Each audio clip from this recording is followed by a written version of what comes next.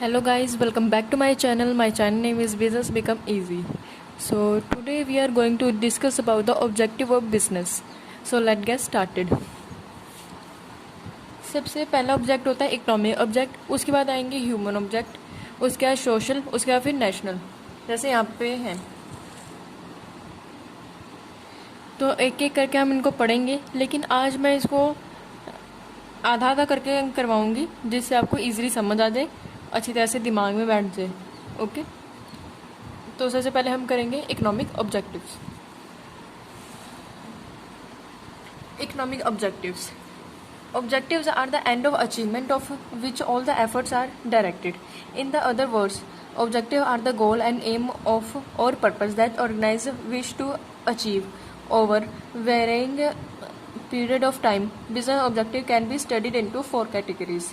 Objective एक तरह के लक्ष्य होते हैं। किस तरह के लक्ष्य होने चाहिए? एक तो इकोनॉमिक होने चाहिए, मतलब कि प्रॉफिट अर्न करना, ये प्रोडक्शन, क्रिएटिंग, मार्केटिंग, टेक्नोलॉजी में देखना। उसके बाद फिर ह्यूमन हो जाएंगे, जो भी ऑब्जेक्टिव, जो भी लक्ष्य होते हैं बिजनेस के, कि सोशल मतलब समाज के प्रति, नेशनल गवर्नमेंट के प्रति, ह्यूमन जो मतलब कि वेलफेयर ऑफ एम्प्लॉयज़ या फिर कस्टमर के साथ अच्छा बर्ताव करना, और इकोनॉमिक मतलब अपना प्रॉफिट भी देखना। तो ये सारे लक्ष्य होते हैं। तो अभी हम पहले करेंगे economic objective. Profit earning. The main objective of every business is to earn profit. Main objective business का यही होता है कि वो प्रॉफिट अर्न करे। प्रॉफिट इज़ रिवार्ड और incentive for a business. Profit एक तरह का इनाम होता है बिजनेस के लिए। Profit is also required to face the uncertainties in the business, like risk of fall in the price of goods. Risk in the fall in the price of goods, अगर price कम हो गया है किसी goods का, fall in demand of the customer, जो भी हमारे पास जैसे सोप है, हमें उसकी डिमांड कम हो गई है, कस्टमर ने उसकी डिमांड कम कर दी है। और risk of loss of good by fire, हमें किस तरह का रिस्क हो रहा है कि लॉस हो गया हमारा गुड का, किस में, फायर से हो गया। और so the profit is needed not only for the survival, लेकिन जो भी प्रॉफिट होते हैं वो सर्वाइवल के लिए ही नहीं होते हैं, but for the growth and the development of the business. इससे ग्रोथ भी होती है, डेवलपमेंट भी होती है, हम अपने बिजनेस को बढ़ा भी सकते हैं इससे। Moreover, employee demand for higher wages. Investors want to a high rate of return on their investments. All these required can be met only if there are adequate profit. अगर हमें प्रॉफिट होगा तो फिर क्या होगा, हम जो भी रिस्क है उसको हम जो भी हमें रिस्क होगा हम उसको फुलफिल करने में बहुत ज़्यादा एबल रहेंगे, कि हम अपने रिस्क भी, अगर हमें रिस्क हो भी जाता है एक टाइम पे, हमें अगर मैंने बहुत ज़्यादा प्रॉफिट कमा लिया बिज़नेस में, अगर मुझे आगे रिस्क हो गया तो फिर मतलब मुझे कोई भी रिस्क हो गया, like fall in the demand of the customer, तो मुझे घाटा हो रहा है। तो अगर मेरा इतना तो प्रॉफिट हुआ होगा पहले कि जिससे मैं वो जो रिस्क हुआ है वो फुलफिल कर सकूँ, मतलब इतना मुझे फ़र्क नहीं पड़ेगा उन चीज़ों से। तो प्रॉफिट होना भी बहुत ज़्यादा ज़रूरी है। सेकेंड है production of goods. Production of goods होना, प्रोड्यूस करना गुड्स। जो नेक्स्ट ऑब्जेक्टिव है कि सेटिस्फाई करना human needs through the production and exchange of goods and services. तो नेक्स्ट ऑब्जेक्टिव यही होता है। मैं सिंप्लीफाई से आपको बता देती हूँ कि क्या होता है इसमें, कि प्रोड्यूस जब हम करते हैं अपने गुड को, अपना जो भी सामान होता है, तो फिर वो हमेशा अच्छा होना चाहिए।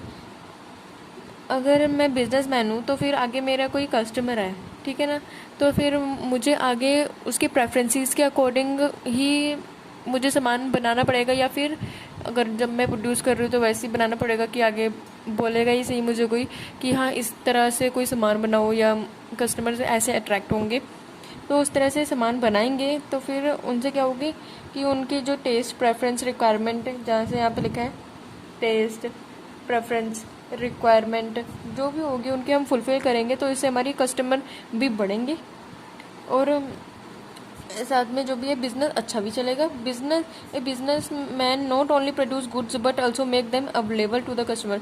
बिजनेस मैन क्या करता है कि प्रोड्यूस ही नहीं करता गुड्स, लेकिन उनको अवेलेबल भी कराता है।